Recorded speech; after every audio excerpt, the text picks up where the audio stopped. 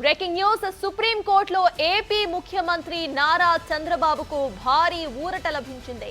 Skill కేసులో Chandrababu bail రద్దు చేయాలంటూ గత ప్రభుత్వం దాఖలు చేసిన పిటిషన్ను కొట్టివేసింది. జస్టిస్ బేలా త్రివేది ధర్మాసనం పిటిషన్ను కొట్టివేసింది. ఈ కేసులో ఇప్పటికే ఛార్జ్ షీట్ ఫైల్ చేశారని రాష్ట్ర ప్రభుత్వం తరపు న్యాయవాది ముకుల్ రోహత్గి కోర్టుకు తెలిపారు. అందువల్ల బెయిల్ రద్దు పిటిషన్లో జోక్యం చేసుకోవాల్సిన అవసరం లేదని జస్టిస్ బేలా త్రివేది ధర్మాసనం పేర్కొంది. 2023 నవంబర్లో చంద్రబాబుకు హైకోర్టు బెయిల్ను మంజూరు చేసింది. రాష్ట్ర ప్రభుత్వం దాఖలు చేసిన బెయిల్ రద్దు పిటిషన్ డిస్మిస్ చేస్తూ ఉత్తర్వులు ఇచ్చింది ధర్మాసనం.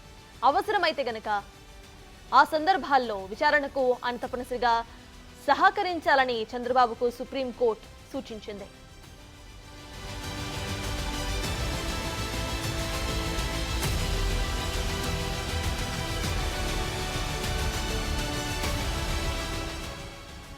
సుప్రీంకోర్టులో ఏపీ ముఖ్యమంత్రి నారా చంద్రబాబుకు భారీ ఊరట లభించింది. మనం చూస్తే స్కిల్ కేసుకు సంబంధించి ఇటు చంద్రబాబుకు బెయిల్ రద్దు చేయాలంటూ గత ప్రభుత్వం ఒక పిటిషన్ దాఖలు చేసింది. అయితే ఈ పిటిషన్ను కోర్టు కొట్టివేసింది.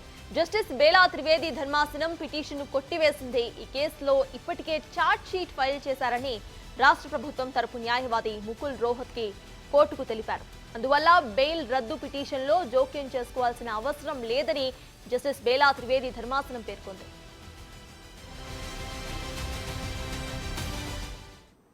ఇప్పటికే ఇదే అంశంపై పూర్తి డీటెయిల్స్ మా ప్రతినిధి శివ విజయవాడ నుండి లైవ్ లో అందించడానికి సిద్ధంగా ఉన్నారు. శివ, చెప్పండి. ఇటు చూస్తే సీఎం చంద్రబాబుకు భారీ ఊరటనే అనుకోవాలి. బెయిల్ పిటిషన్ కొట్టివేయాలి అన్న పిటిషన్ రద్దు చేసింది కోర్టు. ఎలా చూడాలంటారు? అప్డేట్స్ ఏంటి? మొత్తం మీద చూసుకుంటే స్కిల్ డెవలప్మెంట్కి సంబంధించి కూడా దాదాపుగా అక్రమాలు జరిగాయని చెప్పి గతంలో వైసీపీ సర్కార్ చంద్రబాబును అరెస్ట్ చేసి దాదాపుగా 55 రోజుల పాటు కూడా రాజమండ్రి సెంట్రల్ జైల్లో చంద్రబాబు ఉన్న పరిస్థితి కనిపిస్తుంది. ఆ తర్వాత సుప్రీంకోర్టు బెయిల్ మంజూరు చేసిన పరిస్థితి కనిపించింది. ఆ తర్వాత అప్పటి వైసీపీకి సంబంధించిన కొంతమంది వ్యక్తులు, వైఎస్ఆర్సీపీకి సంబంధించిన నేతలు, సిఐడి నేతలకు సంబంధించి కానీ అలాగే బాల గంగాధర్ తిలక్ అనే వ్యక్తి, ఇతను వైఎస్ఆర్సీపీకి సంబంధించిన అనుచరుడిగా ఉంటారు. ప్రధానంగా సజ్జల రామకృష్ణారెడ్డికి అనుచరుడిగా ఉంటున్న పరిస్థితి కనిపిస్తుంది. అతను చంద్రబాబు బెయిల్ పిటిషన్ డిస్మిస్ చేయాలని చెప్పి కూడా ఇతను పిటిషన్ దాఖలు చేయడం జరిగింది. ఇతను పిటిషన్లో అప్పట్లో సిఐడి అధికారులు కూడా ఇంప్లీడ్ అయ్యారు. తాజాగా ఈ పిటిషన్ని దాదాపుగా 6 నెలల కాలంగా విచారణ చేపట్టిన సుప్రీంకోర్టు ధర్మాసనం ఈరోజు బాల త్రివేది నేతృత్వంలో విచారణ చేపట్టిన తర్వాత పిటిషన్ డిస్మిస్ చేస్తూ చంద్రబాబుకి భారీ స్థాయిలో ఓరట కలిగించింది. అసలు పిటిషన్కి సంబంధించి థర్డ్ పార్టీ అయిన వ్యక్తి మీకేం సంబంధం దీంట్లో అని చెప్పి కూడా సుప్రీంకోర్టు సూటిగా ప్రశ్నించింది. ఎవరైతే పిటిషన్ దాఖలు చేశారో తిలక్ అనే వ్యక్తిపై కూడా తీవ్ర స్థాయిలో ధర్మాసనం ఆగ్రహం వ్యక్తం చేసింది.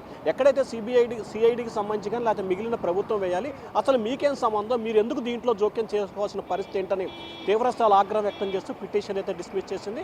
చంద్రబాబు టీడీపీ అధినేత ముఖ్యమంత్రి చంద్రబాబుకి ఏదైతే స్కిల్ డెవలప్మెంట్ స్కామ్లో ఆయన గతంలో జైలుకు వెళ్ళొచ్చాడో ఆ తర్వాత ఆ కేసుకు సంబంధించి ప్రస్తుతం బెయిల్పై ఉన్న పరిస్థితి కనిపిస్తోంది. ఈ నేపథ్యంలో బెయిల్ రద్దు చేయాలని చెప్పి సుప్రీంకోర్టులో ఇచ్చిన పిటిషన్ని డిస్మిస్ అవడంతో చంద్రబాబుకి భారీ ఓరట లభించింది చెప్పుకోవచ్చు. అత్తాస్. Right, thank you Shiva.